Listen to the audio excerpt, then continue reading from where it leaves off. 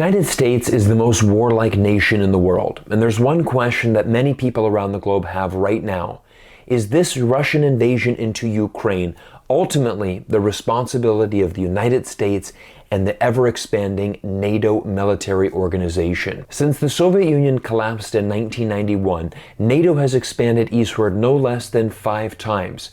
Currently, there are 3 NATO states that sit on the border with Russia, and Russia has drawn a line in the sand, stating that under no circumstances will they tolerate Ukraine joining NATO. In today's video, we're going to be examining some very important historical context in regards to NATO and the United States, and most importantly, answering this question: who is responsible for this invasion into Ukraine? First of all, I want to state that as an American citizen, I fully recognize the amount of international wars and conflicts my government has unfortunately started and been involved with some 70 years.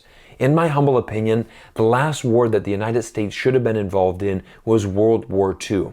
That was a war that the entire world needed to come together to defeat a force that was ultimately trying to destroy this globe. However, since 1945, there really hasn't been an international conflict that the United States needed to be involved in. And the difficult thing for me as an American citizen is I see the devastation these wars cause on not only the millions of innocent lives around the world, but also on the millions of lives of American citizens.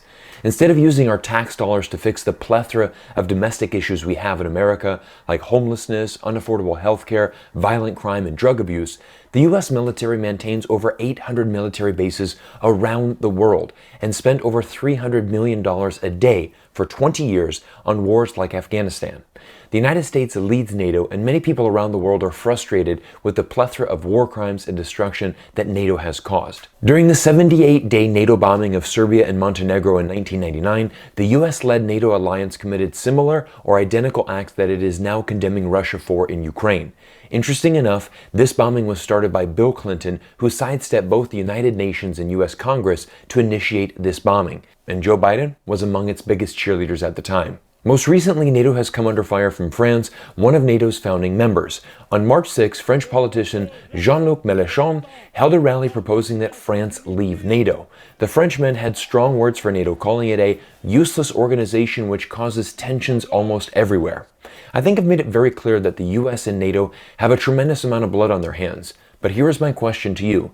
Should we allow Russia to enter Ukraine simply because the US and NATO did the exact same thing many times before? Let's be honest, the US and NATO broke their promises of NATO expansion, creating legitimate security concerns for Russia.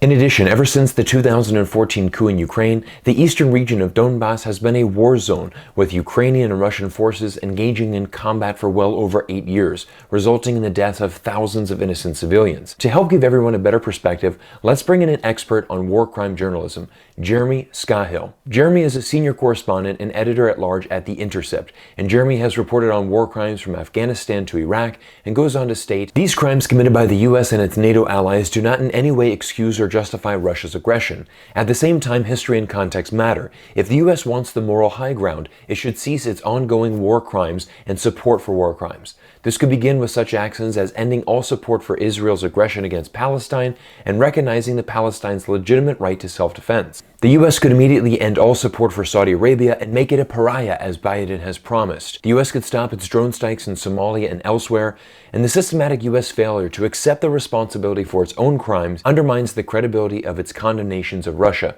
particularly in the eyes of anyone who knows the history of NATO and US militarism." Now, this report from Jeremy Scahill is honestly one of the most thorough and absolutely bang-on analysis of this entire situation. The world cannot look for the United States as a leader in this regard. So if you are trying to hold yourself accountable and using the United States as a comparison, you of course are going to fail, because the United States is a disaster when it comes to war crimes around the world. Last week I debuted a video entitled "How Will China Handle the Russia and Ukraine War?" To date, it's been my most controversial video, as thousands of comments were left and many people disagreed with my stance that Russia's actions against Ukraine are unjustified. However, there's no contradiction between standing with the people of Ukraine and against Russia's invasion and being honest about the hypocrisy, war crimes, and militarism of the United States and NATO. Instead of justifying Russia's actions, why don't we hold all countries accountable for any war crimes committed? This includes Ukraine, Russia, the United States, and any other country for that matter. Some have stated that Russia's war against Ukraine is a war of self-preservation. Essentially, Putin was forced into a corner by the United States and NATO, and if he didn't make the first move, ultimately Russia would be NATO's next victim. I think we need to dig deeper into this conflict by asking a simple question. Why has Putin attacked the entire country of Ukraine? If he was truly worried about the 8-year conflict in the Donbass region and the ethnic Russian population under attack from Ukrainian rebel forces, why wouldn't Putin use his military strength to simply annex this region exactly like he did with Crimea in 2014? Days before Putin's formal invasion, he addressed the Russian nation and stated, "Ukraine has no claim to independence, but is instead an integral part of Russia. Its people are connected with us by blood and family ties." Now, it's certainly true that Russians and Ukrainians are really, truly like brothers. I heard a Russian national state the other day that essentially almost every Russian person knows at least one family member or close friend that lives in Ukraine. During a press conference earlier last week, Putin stated, "I will never abandon my conviction that Russians and Ukrainians are one people." If Putin is successful in taking over the entire country of Ukraine, how does this shift the future of our world? Does the West need to rethink its plans about Ukraine and make it a neutral state? Essentially a buffer zone between NATO and the West and Russia and the East.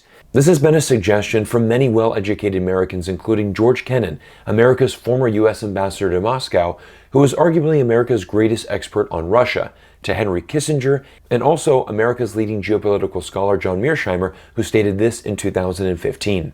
But I actually think that what's going on here is that the West is leading Ukraine down the primrose path.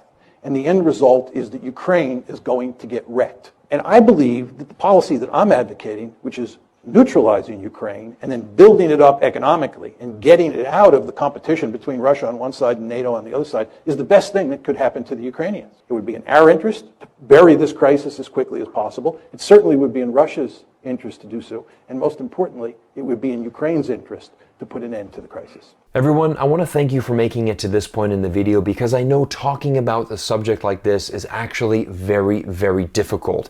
It's difficult because none of us like war, and I know that this is a very polarizing topic to discuss. Unfortunately, people are picking sides. Do you support Russia? Do you support Ukraine? It's time that we hold all countries accountable for heinous war crimes, and that is including the United States. And I'd be the first one to criticize my government and say that we need to stop these countless wars, these countless bombings and invasions, and most importantly, we need to be focusing inwardly. We need to be focusing on making America a better place for the American citizens that live inside of our country.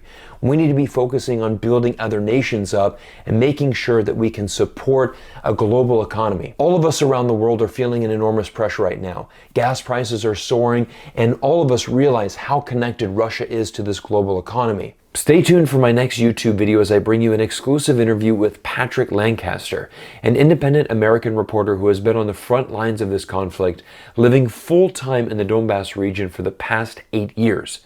Patrick shares some of his amazing insights and will help everyone better understand this incredibly complex dynamic between Russia and Ukraine.